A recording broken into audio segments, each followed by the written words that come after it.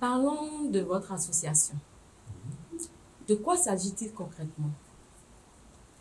Bon, l'association Promotion Afrique Éducation a été créée en 2003 et a pour but d'aider les enfants scolarisés défavorisés.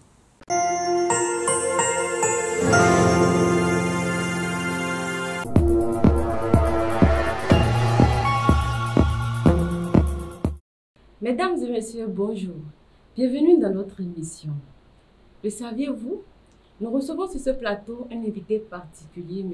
Hueno Eric, l'un des donateurs de la Lumière 44 Productions. Il est également le président de l'association Promotion Afrique Éducation. Monsieur Hueno, bonjour. Bonjour Madame Kassa. D'abord, vous commencez, présentez-vous s'il vous plaît. Merci. On m'appelle Monsieur Hueno Eric. Donc je suis président de l'association Promotion Afrique Éducation. Ok. Monsieur Hueno, quel est votre but présentement au Bénin? Bon, actuellement, je suis passé pour des problèmes familiaux et aussi dans le cadre des affaires professionnelles. D'accord. Parlons de votre association. De quoi s'agit-il concrètement? Bon, l'association Promotion Afrique Éducation a été créée en 2003 et a pour but d'aider les enfants scolarisés défavorisés. Donc, c'est-à-dire les enfants qui vont à l'école ou bien qui font des formations dont les parents n'ont pas les moyens de les soutenir. Donc, nous, notre objectif, c'est de pouvoir soutenir ces enfants-là. Et dans le même temps, l'association permet de soutenir aussi des jeunes qui sont dans les centres de formation, qui n'ont pas aussi les moyens de payer, par exemple, les frais de formation, ou bien de payer les frais de fin de formation. D'accord. Et nous avons encore un dernier objectif, c'est de pouvoir aller dans les villages où il n'y a pas de sources d'eau, ou bien essayer de réhabiliter des écoles. Ok. Donc, en général, c'est ce que nous faisons. Et quel est le nom de votre association? Et comme je vous le disais, l'association s'appelle Promotion Afrique Éducation. Et cette association a été créée en France. Et l'objectif principal est de soutenir les enfants défavorisés en Afrique. Vous avez des ANES, des petites ANES en Afrique? Actuellement au Bénin, nous avons une représentante qui est Madame Adjala Gladys. Et au Togo, nous n'avons personne. Et il faut dire qu'au Gabon, par exemple, nous avons aussi un représentant là-bas. Et au Sénégal, nous avons aussi un représentant, ainsi qu'au Cameroun. D'accord. Monsieur Hueno, c'est qui le fondateur de cette association?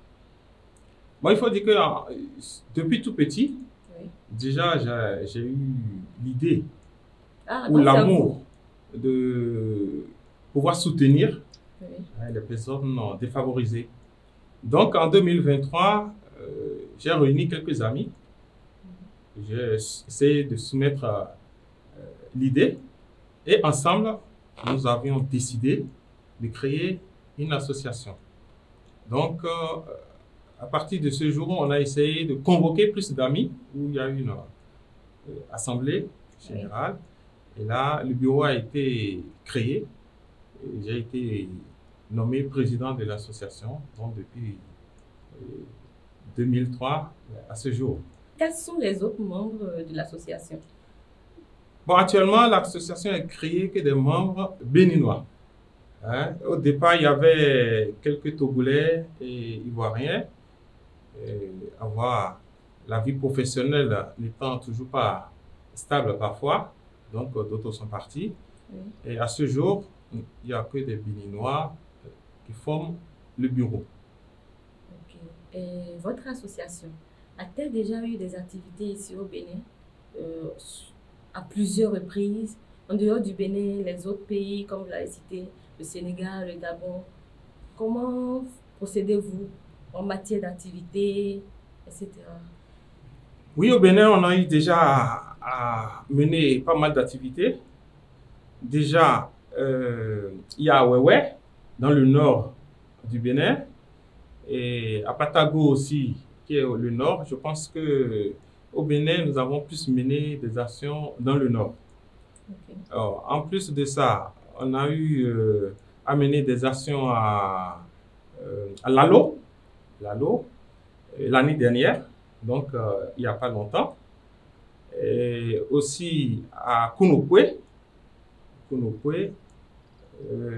Donc au Bénin, je pense que c'est tout ce que nous avons eu à faire. Bon, en plus de ça, en Afrique, nous avons été au Gabon. Nous avons été au Gabon, nous avons été au Sénégal, au Cameroun, à Djibouti et au Mali. Monsieur Kwenou, comment obtenez-vous des dons pour soutenir les autres? Bon, vous savez, nous sommes une association non lucrative. Oui. Donc, nous vivons que des dons. Donc, nous sollicitons des personnes de bonne volonté pour nous soutenir. Et ayant la chance d'être aussi arbitre de foot, donc j'essaie de contacter aussi pas mal de clubs. Parce que le but aussi de l'association est de permettre l'épanouissement des enfants défavorisés. Ça nous permet d'organiser beaucoup de tournois, hein, que ce soit des tournois de foot que nous organisons le plus souvent parce que c'est le sport roi qui rassemble le plus de monde. Il nous est arrivé aussi d'organiser des tournois de volley, des tournois de handball. Donc, tout ce que nous recevons comme équipement, comme don pour les cadeaux aux enfants, aux jeunes, la majorité, nous les recevons. Et je pense que ça va être aussi l'occasion de remercier un certain nombre de personnes, si vous me permettez. Allez-y. Donc, il y a le général Baguidi Foutieux. Nous avons M. Alassane Idriss, qui a eu aussi l'occasion de nous soutenir aussi une fois. Et il y a aussi quelques clubs en France. Je pense qu'ils vont se reconnaître, hein, qui nous soutiennent. Bon, je pense que là où nous avons été un peu déçus, hein, au sein de l'association, c'est surtout chez nous au Bénin.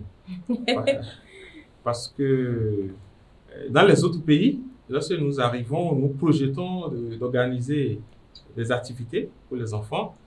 Et tout de suite, les gens nous viennent en aide. Hein, les dons que nous sollicitons, nous les observons.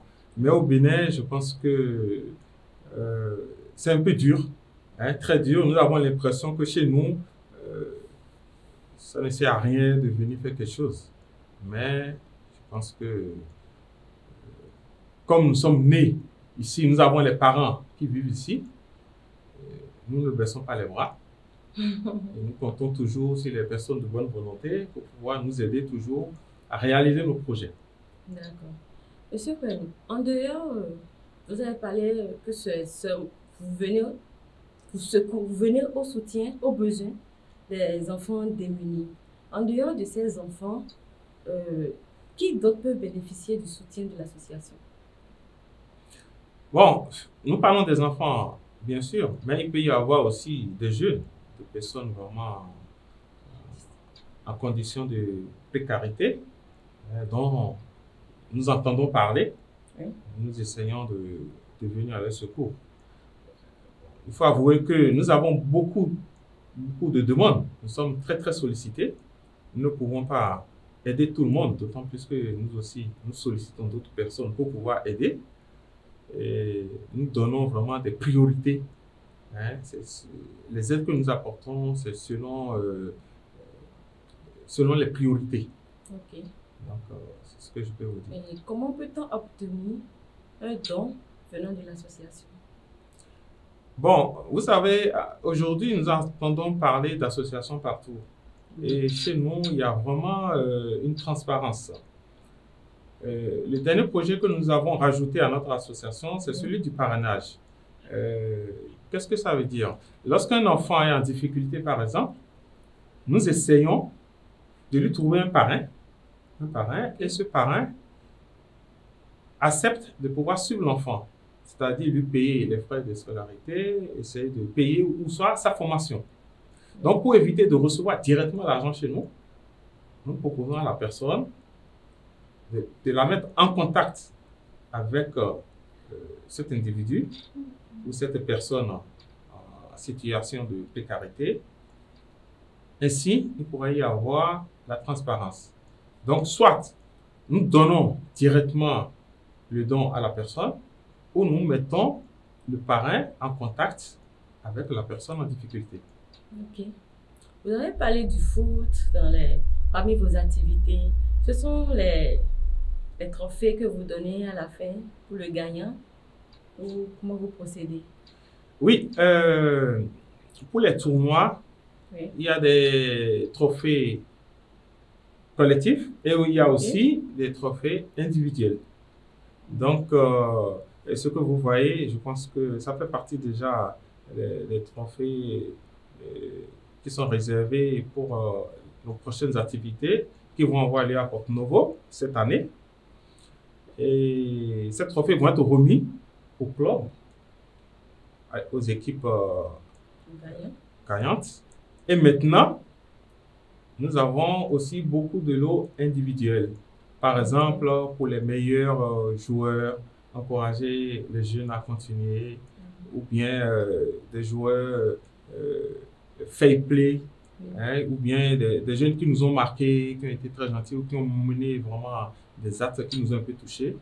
Voilà. Nous prévoyons pas mal de cadeaux pour distribuer pour les enfants. Il faut avouer qu'il y a aussi des fournitures scolaires aussi, que nous distribuons aussi. Okay. D'accord. Monsieur Kouenou, en tant que président de l'association, quelles sont les difficultés auxquelles vous faites face? Bon, les grandes difficultés sont nombreuses. Je pense que la première, c'est de réussir d'abord à convaincre les gens pour pouvoir donner, parce que la vie devient de plus en plus compliquée. Les gens, ils ont du mal à donner. Donc, il faut trouver le mot juste pour pouvoir convaincre les gens.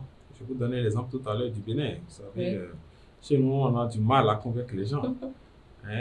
Or, à l'étranger, je pense que les gens, ils accueillent vraiment avec joie notre arrivée, nos actions. Ils sont toujours contents lorsque nous venons. Par exemple, je vous donne l'exemple du Gabon. Depuis 2015, la première édition, c'était en 2015 au Gabon. Et jusqu'à ce jour, on continue toujours d'être sollicité pour revenir. Vous voyez? Donc, je peux vous dire que ça, c'est le premier problème. Deuxième problème, c'est l'organisation. Parce que lorsque nous allons dans un pays, il faut avoir l'autorisation de l'endroit où nous allons organiser nos tournois, nos activités. En plus de ça, il faut penser à la sécurité parce que tout peut arriver. Vous voyez, donc ça fait beaucoup de choses à la fois. Mais comme nous sommes une équipe, je pense que nous essayons de pouvoir nous en sortir. D'accord. Merci, M. Renaud. Juste une dernière question. Aviez-vous du plaisir à travailler dans cette association? Et que gagnez-vous, en un mot, que gagnez-vous en travaillant pour cette association? Ce que nous gagnons, c'est la joie, le bonheur des enfants défavorisés. Donc, ce n'est pas une activité à énumérer. Donc, vous savez, tout ce que nous le faisons avec joie et amour. Comme le disait Mère Teresa, c'est en donnant qu'on reçoit.